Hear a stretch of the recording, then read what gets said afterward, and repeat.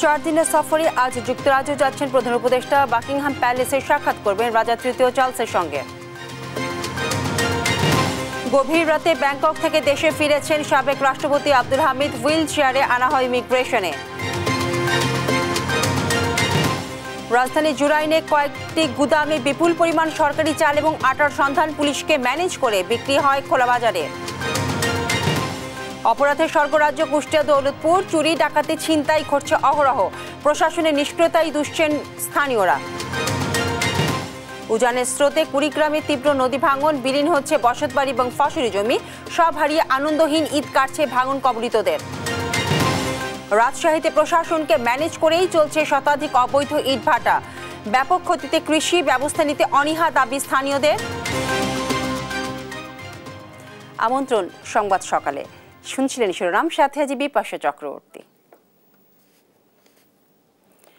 4 দিনের সরকারি সফরে আজ যুক্তরাজ্য যাচ্ছেন অন্তর্বর্তী সরকারের প্রধান উপদেষ্টা ডক্টর মোহাম্মদ ইউনূস। এই সফরে বাকিংহাম প্যালেসে ব্রিটিশ রাজা তৃতীয় চার্লসের সঙ্গে দেখা করবেন প্রধান উপদেষ্টা।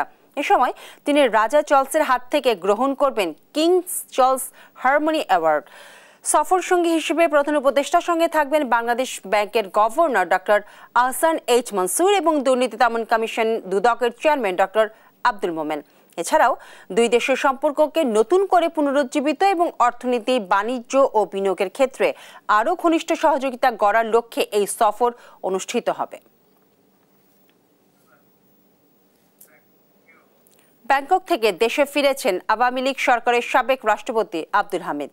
রোববার দিবাগত রাত 1টায় থাই এয়ারওয়েজের একটি ফ্লাইটে তিনি ঢাকায় আসেন। এ সময় ফ্লাইট থেকে হুইল চেয়ারে নিয়ে তাকে নামিয়ে আনা হয়। বিমানবন্দর সূত্র জানায়, দেশে অবতরণের পর রাত 1:45 তিনি ইমিগ্রেশন কাউন্টারে যান। পরে ইমিগ্রেশন সম্পন্ন করে রাত 3টায় বিমানবন্দর ত্যাগ করেন সাবেক রাষ্ট্রপতি। এর আগে গেল 8 মে গভীর রাতে থাই এয়ারওয়েজের TZ340 নম্বর ফ্লাইটে চিকিৎসার জন্য ব্যাংককের উদ্দেশ্যে ঢাকা ছাড়েন আব্দুল হামিদ।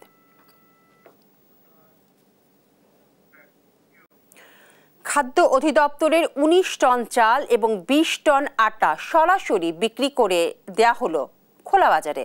গত 31 মে দিনে দুপুরে ভয়াবহ এমন চুরি করে ডিলার এবং খাদ্য অধিদপ্তরের সহকারী নিয়ন্ত্রক নাসরিন সুলতানার যোগসাজশে সর্বনিম্ন মূল্যে সাধারণ মানুষের কাছে বিক্রির কথা বলে বিপুল পরিমাণ চাল এবং আটা জুরাইনের আড়তে বিক্রি করে দেয় ডিলার।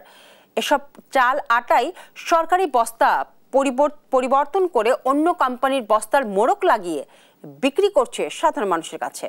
শাহাদাত নিশাদের একটি অনুসন্ধানী রিপোর্ট। খাদ্য অধিদপ্তরের তেজগাঁও গুদামে সারিবদ্ধ ট্রাক, 175 মেট্রিক টন চাল ও 170 মেট্রিক টন আটা সর্বনিম্ন মূল্যে হতদরিদ্র ও সাধারণ মানুষের কাছে বিক্রি করতে দেওয়া হবে ডিলারকে। এই ট্রাকগুলো খাদ্য গুদাম থেকে বের হওয়ার পরেই অনুসন্ধানের শুরু। গন্তব্য জুরাইন বাজারের চালের আড়ত। ট্রাকের নাম্বার প্লেট মিলিয়ে জুরাইনের চালের আড়তে টিম দেশ টিভি। জুরাইনের গুদামে সেই ট্রাকের গন্তব্যস্থলে পৌঁছায় আমরাও।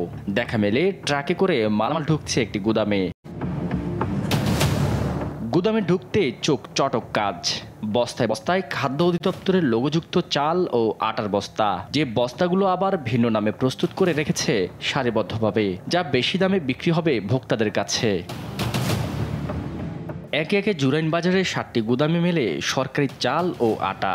39 টন সরকারি খাদ্য কিভাবে এলো খোলা বাজারের গোডাউনে, এসব প্রশ্ন করলেই এড়িয়ে যান গুদামের কর্মচারীরা।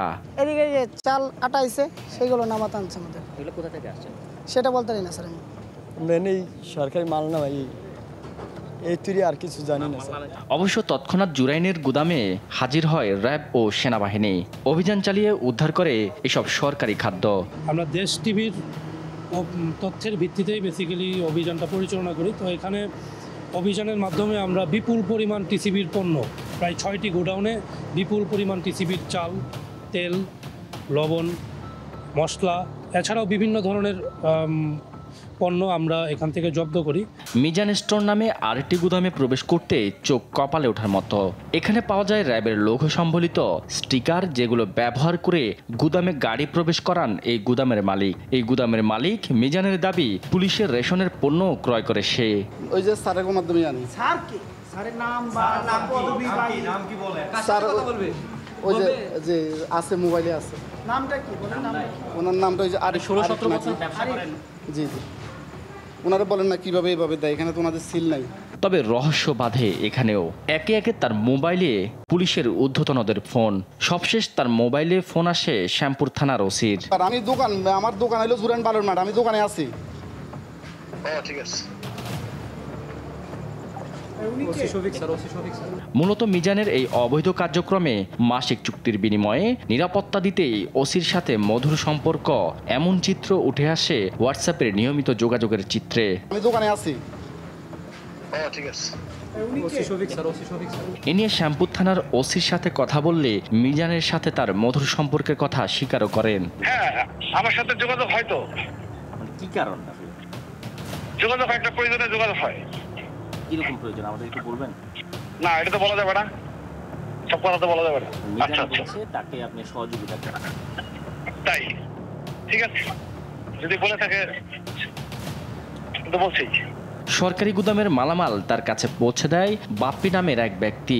এদিকে টিসিবির দাবি, টিসিবির নিত্যপণ্যের সাথে আটা ও চাল দেয় খাদ্য অধিদপ্তর। টিসিবি ডিলাররা যে পণ্য বিক্রি করে সেখানে খাদ্য অধিদপ্তর কর্তৃক 5 কেজি করে চাল জনপ্রতি আমাদের ডিলারদেরকে তারা পৌঁছে দেন তাদের দায়িত্বে। যার স্বাক্ষরে এভাবেই অবৈধভাবে মজুদ হচ্ছে সরকারি জাল। খাদ্য অধিদপ্তরের সেই কর্মকর্তাও নিতে চান না দায়। আমার ফিল্ডে কোনো কাজ নাই, আমি শুধু অফিসিয়ালি এই অর্ডারগুলো হয় এবং সেখানে আমি জাস্ট সাইন করি। এদিকে কোনো এক অদৃশ্য শক্তিতে গ্রেফতারের সাথে সাথেই ছাড়া পান অবৈধভাবে চাল মজুত করা গ্রেফতারকৃত আসামি মিজানও। শাহাদাত নিশাদ, দেশ টিভি, ঢাকা। অপরাধের স্বর্গরাজ্যে পরিণত হয়েছে কুষ্টিয়ার দৌলতপুর উপজেলা। একের পর এক ঘটছে চুরি, ডাকাতি, ছিনতাইয়ের ঘটনা। আধিপত্য বিস্তার সহ রাজনৈতিক দ্বন্দ্বে ঘটছে মামলা হামলারও ঘটনা। প্রশাসনের কাছে গিয়েও মিলছে না প্রতিকার, জানিয়ে উদ্বেগ এবং উৎকণ্ঠায় জনসাধারণ। দুষছেন প্রশাসনের নিষ্ক্রিয়তাকে। তবে এর দায় নিতে নারাজ প্রশাসন। ইরফান রানার ক্যামেরায় কুষ্টিয়া থেকে নাহিদ হাসান তিতাসের একটি রিপোর্ট। প্রকাশ্যে ছিনতাই, অস্ত্রের মহড়া ও এমন হামলার ঘটনা কুষ্টিয়ার দৌলতপুরে এখন নিত্যদিনের ব্যাপার হয়ে দাঁড়িয়েছে। প্রতিনিয়তই ঘটছে চুরি ডাকাতির মতো ঘটনা। আধিপত্য বিস্তার, রাজনৈতিক দ্বন্দ্ব ও মাদক ব্যবসা সহ নানা কারণে ঘটছে হামলা, মামলা এবং হত্যাকাণ্ডের ঘটনাও। যেন অপরাধের স্বর্গরাজ্যে পরিণত হয়েছে এই উপজেলা, জানিয়ে উদ্বেগ ও উৎকণ্ঠায় জনসাধারণ। বেশ কিছু জায়গায় সন্ধ্যা হলেই ডাকাতি শুরু হয়ে যাচ্ছে। বাড়িঘর লুটপাট, গরু ছাগল যা কিছু আছে সব লুটপাট। মাদিয়া গ্রামের বেশ কিছু চিহ্নিত চোর আছে। যজ্ঞসামান সুইট আছে। আসদের এক নেতা ছিল যে এখন বিএনপির নাম ভাঙিয়ে খাচ্ছে, সেটা হচ্ছে আলম। তারপরে আছে নবীর চোর, যে নবীর চোর নামে পরিচিত।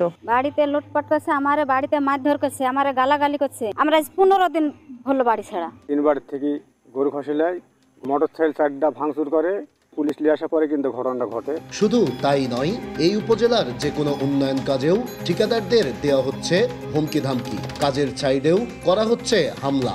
বিভিন্ন পার্টির পরিচয়ে উড়ো চিঠির মাধ্যমে চাওয়া হচ্ছে চাঁদাও। থানায় অভিযোগ দেওয়ার পরেও কোনো ব্যবস্থা নিচ্ছে না প্রশাসন, জানিয়ে আতঙ্কিত জনপ্রতিনিধিরাও। এর জন্যে প্রশাসনকেই দায়ী করছেন তারা। আমাদেরকে চিঠি দিয়ে গেছে, চিঠিতে বলে গেছে 50 লক্ষ টাকা না দিলে কাজ বন্ধ থাকবে। গুলি করছে, একটা রাস্তার উপরে গুলি করেছে এবং আমাদের একটা ছেলেকে অনেক মারধর করছে। ছেলেপেলে মানুষ এরা সবাই একটু আতঙ্কভাবেই ছিল, কাজই করবে না, সবাই চলে যাবে। আমাদেরও কাজ তাড়াতাড়ি শেষ করতে হবে। প্রশাসন কোনো কাজ করছে না, পুলিশ প্রশাসন একবারে নিষ্ক্রিয়। এখানে জনগণ সম্পূর্ণ নিরাপদ না, যেটা বাস্তব সত্য কথা। তবে এসব ঘটনার দায় নিতে নারাজ দৌলতপুর থানার ভারপ্রাপ্ত কর্মকর্তা নাজমুল হুদা। আইন শৃঙ্খলার এমন অবনতির পরেও উল্টো বলছেন সবকিছুই চলছে ঠিকঠাক ভাবেই। প্রতিনিয়ত চুরি ডাকাতি ছিনতাই কয়টা রেকর্ড আছে আপনার কাছে? হচ্ছে না। আপনি কথাগুলো আমার মনে হয় যে অথেন্টিক ভাবে বলেন, আমি তার উত্তর দিব। গত 5 আগস্টের পর থেকে এই উপজেলায় উদ্বেগজনক হারে অপরাধ প্রবণতা বাড়লেও অপরাধীরা থেকেই যাচ্ছে ধরাছোঁয়ার বাইরে। ফলে প্রশাসনের ভূমিকা নিয়ে উঠছে প্রশ্ন। নাহিদ হাসান তিতাস, দেশ টিভি, কুষ্টিয়া। কোরবানি ঈদের আনন্দ নেই কুড়িগ্রামের ভাঙন কবলিত মানুষের। এবার ঈদের আগে বৃষ্টি এবং উজানের ঢলে বসতবাড়ি এবং ফসলি জমি ভাঙনের কবলে পড়ায় দুর্বিষহ দিন কাটছে অনেক পরিবারের। এই পরিস্থিতিতে ঈদের খুশি তো দূরের কথা, ঠিকমতো খাবারই জুটছে না তাদের। জিও রানার তথ্য এবং ছবিতে জানাচ্ছেন আপন আপু। গেল এক মাসে প্রায় 50টি পরিবার হারিয়েছে তাদের বসতভিটা। হুমকিতে থাকা পরিবারগুলো সরিয়ে নিচ্ছে তাদের ঘরবাড়ি। এমন চিত্র কুড়িগ্রামের উলিপুর উপজেলার বেগমগঞ্জ ইউনিয়নের ব্রহ্মপুত্র পাড়ের রসুলপুর ও বালাডোবা এলাকার। অন্যদিকে ব্রহ্মপুত্রের পাড় ছাড়াও তিস্তা, ধরলা ও দুধকুমার নদের অববাহিকারও অনেকে হারিয়েছে তাদের বসতবাড়ি ও ফসলি জমি। কুড়িগ্রামে তীব্র হয়ে উঠেছে নদী ভাঙন, হুমকিতে রয়েছে হাজারো মানুষ। এছাড়াও নদী ভাঙনের কবলে জেলার রৌমারী, রাজারহাট ও কুড়িগ্রাম সদরের বেশ কিছু এলাকা। এমন ভাঙা গড়ার মধ্যে আনন্দহীন মলিন ঈদ নদী পাড়ের মানুষদের। বাড়িঘর ভাঙি যায়, নদীর বাচ্চা কাছে নিয়ে কোথায় যাব কোথায় না যাব, হ্যাঁ কিসের ঈদ কিসের খাওয়া দাওয়া। বাড়িটা ভাঙ্গা বাসিয়া যায়, আমাদের কোনো স্থান নাই। ঘর যে তুলমু বাড়ি নমু কোন জায়গায় কোনো স্থান নাই। এখন সরকার যদি আঙ্গর কোনো অনুমোদন দেয়, যদি ইচ্ছা করে তবে আমরা পাবো, না পাইলে উপায় নাই। নদী মনে করেন যে একবারে বাড়ির ভিটে নামা নিয়ে গেছে, এখন কোনো জবুদ্দি নেই। আমার স্বামী রিক্সা চালা খায়, কোনো রকম কামাই করে খায়। আমাদের ঈদ আছে, ঈদও নাই, আমার কিছু নেই, আমরা খুবই বড় কষ্টে। এসব পরিবার একদিকে খুঁজে পাচ্ছে না তাদের মাথা গোঁজার ঠাঁই, অন্যদিকে মিলছে না সরকারি ও বেসরকারি কোনো সহযোগিতা। ভাঙন কবলিত এলাকায় অস্থায়ী ভিত্তিতে কাজ করার কথা জানিয়েছে স্থানীয় পানি উন্নয়ন বোর্ড। অন্যদিকে ভাঙন কবলিতদের পাশে দাঁড়ানোর আশ্বাস প্রশাসনের। ইতিমধ্যে আমরা প্রায় 1200 মিটার জায়গায় জিও ব্যাগ দ্বারা জরুরি কাজ বাস্তবায়ন শুরু করেছি। যে সমস্ত ভাঙন কবলিত স্থান আছে বা খুব ঝুঁকিতে আছে, আমরা এগুলো নিয়মিত মনিটরিং করছি। যেখানেই আমাদের প্রয়োজন দেখা দিবে, আমরা অনুমতি সাপেক্ষে সেই জায়গাগুলোতে কাজ বাস্তবায়ন করব। প্রতি বছরই অনেকগুলো পরিবার দেখা যায় তাদের ভিটেমাটি হারিয়ে ফেলে। তো এ ধরনের যারা পরিবারগুলো আছে আমাদের কাছে যদি আবেদন করে, আবেদনের প্রেক্ষিতে আমরা সত্যতা যাচাই করে যাদের চাহিদা আছে সেই চাহিদার প্রেক্ষিতে তাদেরকে পুনর্বাসনের ব্যবস্থা করে দিই। ভাঙন রোধে স্থায়ী ব্যবস্থার পাশাপাশি সরকারি বেসরকারি সহযোগিতার দাবি স্থানীয়দের। নিউজ ডেস্ক, দেশ টিভি। রাজশাহীতে ইটভাটার বিষাক্ত গ্যাসে যখন পুড়ছে ফসল, তখন চাঁদা আদায়ে ব্যস্ত উপজেলা প্রশাসন। ইটভাটার কারণে ঝরে পড়ছে আম, পুড়ে যাচ্ছে কলা গাছ সহ বিভিন্ন সবজি। ভুক্তভোগী কৃষকরা অভিযোগ করলেও নেওয়া হয় না ব্যবস্থা। তবে অবৈধ ইটভাটা বন্ধে অভিযান চালানোর দাবি পরিবেশ অধিদপ্তরের। কাজী শাহেদের প্রতিবেদন।